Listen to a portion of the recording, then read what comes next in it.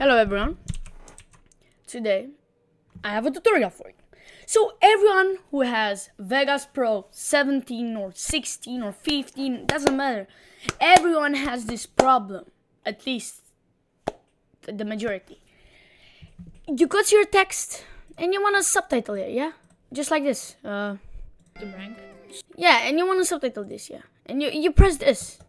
Or you click on right click and then left click on edit generated media. Where is it? It's nowhere. You restart your program. Nope. You restart your PC. Nope. You delete, reinstall your program. Nope.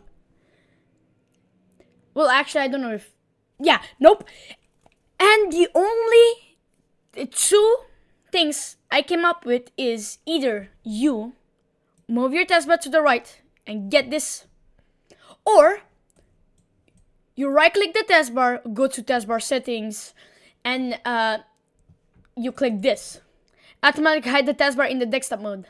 But don't forget to undo this after you got to make the generated text. But this will only work for the people who have active Windows.